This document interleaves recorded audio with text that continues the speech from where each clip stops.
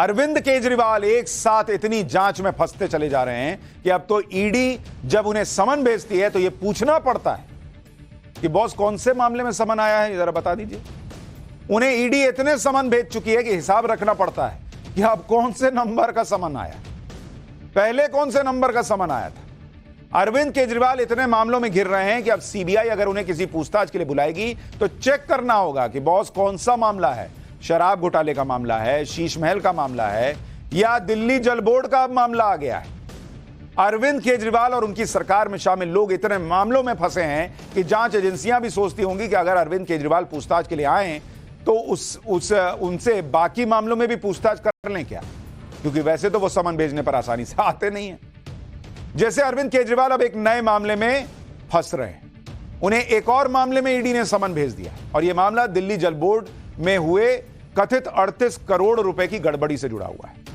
इस मामले में आज हमारे पास कुछ एक्सक्लूसिव जानकारी हाथ लगी है जिससे यह पता चलेगा कि दिल्ली जल बोर्ड का जो नया मामला आया है उसका केजरीवाल से कोई डायरेक्ट कनेक्शन है या नहीं।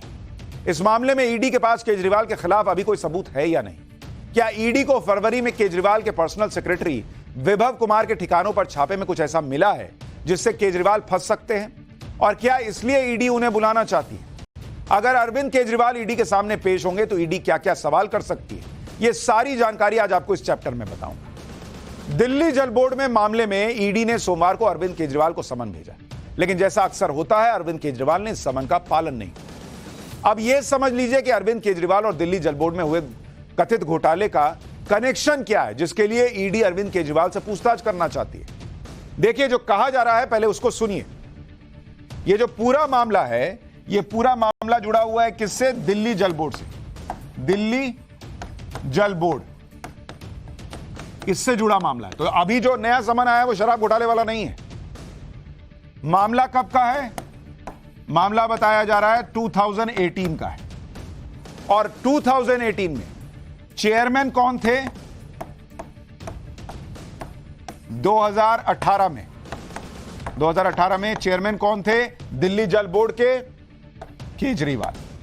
अरविंद केजरीवाल दिल्ली जल बोर्ड के चेयरमैन थे जब वहां पर कथित घोटाले का आरोप लग रहा है।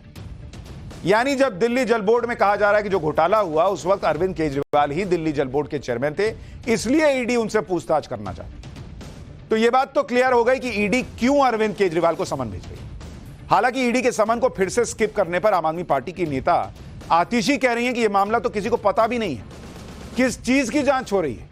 एक बार आतिशी को सुनिए, फिर हम बताते हैं कि घोटाले का आरोप जो लग रहा है उसकी डिटेल क्या है। ये मामला जल बोर्ड वाला है क्या, ये तो हम भी जानना चाहते हैं। ये किसी को नहीं पता कि ये मामला क्या है, इसमें किस चीज की जांच हो रही है, क्या कह रहे हैं कि क्या घोटाला हुआ, ये किसी को नहीं पता। कि गिरफ्तारी करने के लिए कोई बैकअप प्लान की शुरुआत हो रही है। मोदी जी इंतजार नहीं कर सकते हैं कि कोर्ट अपना फैसला देगी। उन्होंने शाम को ही अरविंद केजरीवाल जी को 2 और समन भिजवा दिए। ये क्या है? ये कैसी गुंडागर्दी है? सवाल इस बात का नहीं पूछा जाना चाहिए कि ये गुंडागर्दी है या नहीं है। सवाल इस बात का पूछा जाना चाहिए कि इतने सम्मान भेजने के मामले कैसे निकल कर आ रहे हैं बॉस, जो लोग राजनीति बदलने आए थे उनके ऊपर। अगर दिल्ली की मंत्री आतिशी को यह नहीं पता कि जल बोर्ड वाला मामला क्या है तो हम विस्तार से समझा देते हैं, आप भी सुनिए।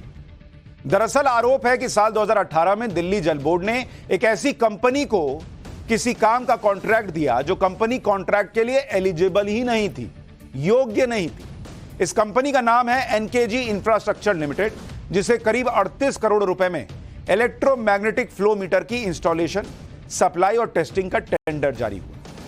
जांच करने में सामने आया कि कंपनी को टेंडर देते समय एनकेजी इंफ्रास्ट्रक्चर लिमिटेड को अनुचित लाभ दिया गया और उस लाभ को देने की एवज में रिश्वत लेने का आरोप है। आरोप है कि टेंडर मिलने के बाद एनकेजी इंफ्रास्ट्रक्चर ने अनिल कुमार अग्रवाल नाम के एक व्यक्ति की कंपनी इंटीग्रल स्क्रूज लिमिटेड को भी भागीदार बना लिया और इसके बदले में अनिल कुमार ने दिल्ली जल बोर्ड के तत्कालीन चीफ इंजीनियर जगदीश कुमार अरोड़ा को रिश्वत दी, आरोप लगा।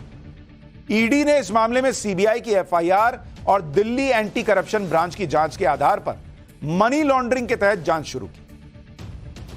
दरअसल आरोप लग रहे हैं कि एक कंपनी को दिल्ली जल बोर्ड में फर्जी तरीके से कॉन्ट्रैक्ट दिया गया और बदले में रिश्वत ली गई। लेकिन इस घोटाले को कैसे अंजाम दिया गया उसका आरोप भी आपको बताता हूं। दरअसल साल 2017 में दिल्ली जल बोर्ड ने एक कॉन्ट्रैक्ट निकाला। इसमें 4 कंपनियां शामिल हुई, जिसमें एनकेजी कंपनी को कॉन्ट्रैक्ट मिला। अब दिल्ली जल बोर्ड के अधिकारियों को और एनकेजी कंपनी को यह पता था कि वो कॉन्ट्रैक्ट लेने के लिए योग्य नहीं है, एलिजिबल नहीं है। आरोप है कि इसका यह रास्ता निकाला गया कि कंपनी ने फर्जी परफॉर्मेंस सर्टिफिकेट दिखा दिया और इसमें दिल्ली जल बोर्ड के अधिकारियों की मिलीभगत का भी आरोप है। हालांकि टेंडर के वक्त दिल्ली जल बोर्ड को एनकेजी के खिलाफ शिकायत मिल गई कि बॉस ये तो कंपनी एलिजिबल ही नहीं है, इसको कैसे टेंडर मिल रहा है। तो दिल्ली जल बोर्ड के तत्कालीन चीफ इंजीनियर जगदीश अरोड़ा ने अपने 2 अधिकारियों को आरोपों की जांच के आदेश दिए। आरोप है कि दोनों अधिकारी ग्राउंड पर गए, उन्होंने जांच की और उन्होंने अपनी रिपोर्ट में बताया कि एनकेजी इंफ्रास्ट्रक्चर टेक्निकली एलिजिबल नहीं है और इस कॉन्ट्रैक्ट को रद्द करने की सिफारिश कर दी। अब आरोप यह है कि इस दिक्कत को दूर करने के लिए दूसरा खेल शुरू हुआ। मतलब उन्होंने कहा कि नहीं, इसको नहीं मिलना चाहिए, तो देने के लिए दूसरा खेल शुरू होने का आरोप है। दिल्ली जल बोर्ड के तत्कालीन चीफ इंजीनियर जगदीश अरोड़ा ने अपने कुछ और अधिकारियों के साथ मिलकर एक नई नोटशीट बना दी और ऐसा ही खेल कर दिया जिससे कंपनी टेक्निकल ग्राउंड पर एलिजिबल हो गई और इसी वजह से कंपनी को 5 साल के लिए 38 करोड़ का टेंडर मिल गया। यह आरोप। ईडी के मुताबिक दिल्ली जल बोर्ड ने जो 38 करोड़ का टेंडर दिया था उसमें से सिर्फ 17 करोड़ खर्च हुए और बाकी 21 करोड़ रुपए के फर्जी खर्चे दिखाए गए। आरोप है कि यही पैसा रिश्वत के तौर पर बांट दिया गया। इस मामले में टाइम्स नाउ नवभारत को वो दस्तावेज भी मिले जिससे यह पता चलता है कि पीडब्ल्यूडी के अधिकारियों की तरफ से ऑन पेपर कहा गया था कि एनकेजी कंपनी एलिजिबल नहीं है। देखिए, हम आपको कागज दिखा रहे हैं, बावजूद इसके ठेका दे दिया गया। पीडब्ल्यूडी मेंबर ने सीवीसी गाइडलाइंस का हवाला देते हुए कहा था कि यह टेंडर नहीं दिया जाना चाहिए। पीडब्ल्यूडी मेंबर की तरफ से कहा गया था कि एनकेजी को 25% ज्यादा रेट पर टेंडर दिया जा रहा है। पीडब्ल्यूडी मेंबर ने ऑन रिकॉर्ड टेंडर को रिजेक्ट करने की सिफारिश की और संबंधित पेपर पर सिग्नेचर करने तक से मना कर दिया।